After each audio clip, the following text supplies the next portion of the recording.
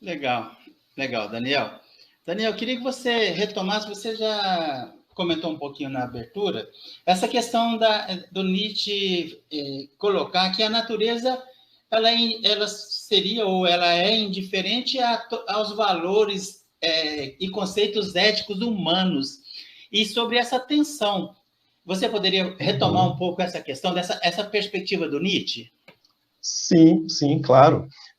Então, assim, como eu estava falando, né, no início, esse texto, né, ele aborda, né, justamente essa questão, né, de como que nós estamos, na verdade, o tempo todo, né, e um aspecto que eu acho que é interessante na filosofia do Nietzsche é como que ele vai perceber que, às vezes, mesmo os discursos que estão aparentemente livres de infiltrações metafísicas, religiosas, morais, estéticas, como, às vezes, sei lá, mesmo um discurso científico, né, pode estar infiltrado por determinados pressupostos, são pressupostos morais, metafísicos, e, às vezes, a gente nem percebe isso. Talvez o texto que seja mais claro, né, nesse modo de interpretação que o Nietzsche tem da natureza, seja um texto que, na verdade, está lá no período inicial da sua filosofia, que era um texto intitulado Sobre Verdade e Mentira no Sentido Extramoral.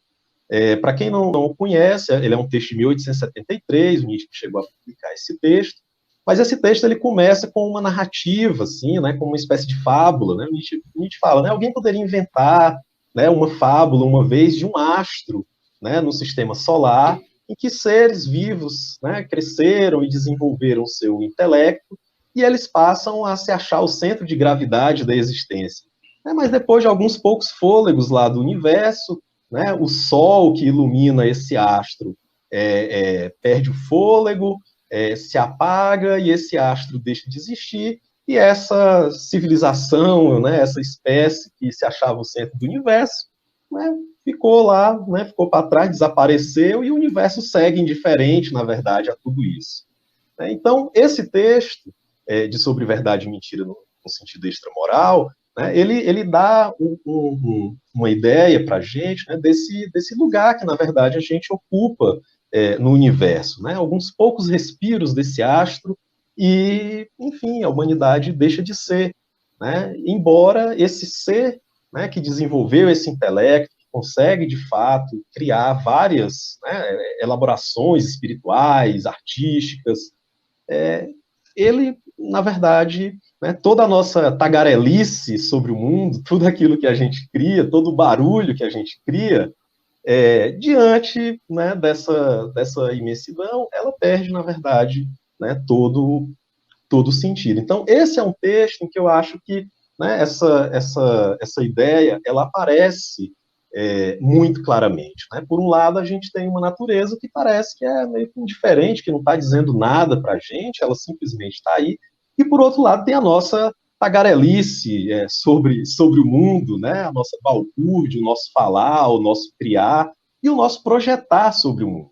Né? E aí, esse nosso projetar sobre o mundo é que é o X da questão que eu tento capturar no artigo, né? Porque o Nietzsche passa, então, em vários momentos, né, a falar que nós deveríamos evitar de antropomorfizar, né, que nós deveríamos, né, nos guardar de falar que a natureza ela busca algum objetivo, que o universo busca isso, busca aquilo, e, né, assim, como que isso se compatibiliza com um autor que, no final das contas, se utiliza também de uma antropomorfização, de um vocabulário antropomórfico. Né? Legal. Ô, Daniel, o Nietzsche, ele fala que, no limite, nós, seres humanos, deveríamos nos guardar ou tomar o cuidado de não colocar ações ou faculdades humanas com relação à natureza?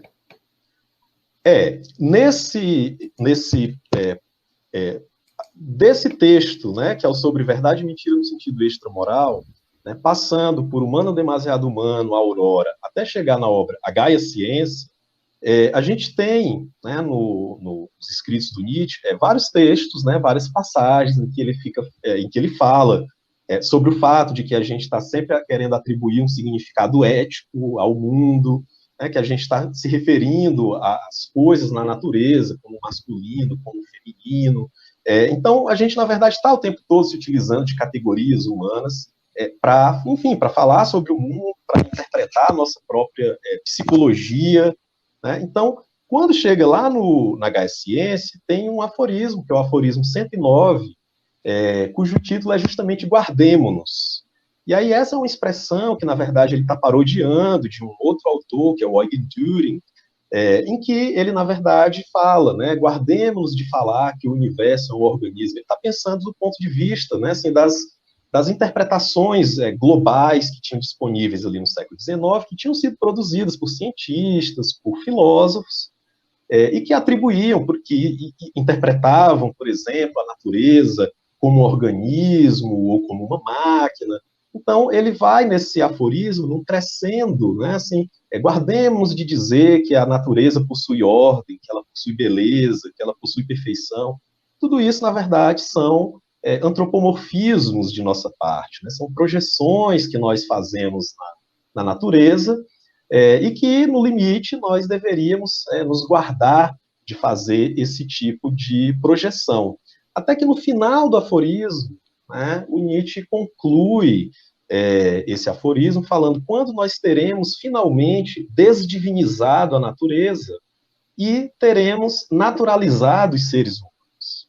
E aí, esse movimento, né, que é um movimento ao mesmo tempo crítico de desantropomorfizar e um movimento de naturalizar os seres humanos, é um movimento que eu, por exemplo, vou perseguir lá na minha tese de doutorado, dando vazão ao que estava presente já aí nesse artigo. Né? Então, há na filosofia do Nietzsche, ao mesmo tempo, uma crítica às antropomorfizações, num certo sentido, e, por outro lado, há essa perspectiva de naturalizar o ser humano. Né? O que isso significa dentro da filosofia nietzschiana? Né? É isso que vai me ocupar um pouco nesse artigo e depois também na minha tese. No caso desse aforismo, especificamente, né, em que aparece essa expressão desdivinizar a natureza e naturalizar os seres humanos, isso é algo que aparece, por exemplo, lá nos fragmentos póstumos, e o Nietzsche coloca muito claramente isso, assim: minha tarefa, desantropomorfizar a natureza e naturalizar os seres humanos. Né? O que isso significa? O que significa desantropomorfizar a natureza? Será que o Nietzsche está dizendo que é possível? Né? Como assim o filósofo da interpretação, o filósofo do perspectivismo, o filósofo que está o tempo todo dizendo que todas as nossas categorias, todas as nossas imagens de mundo, no final das contas, são projeções, né, que nós impomos ao devir, né, a esse fluxo, enfim, a essa dimensão radicalmente processual da realidade. Como assim desantropomorfizar? Né?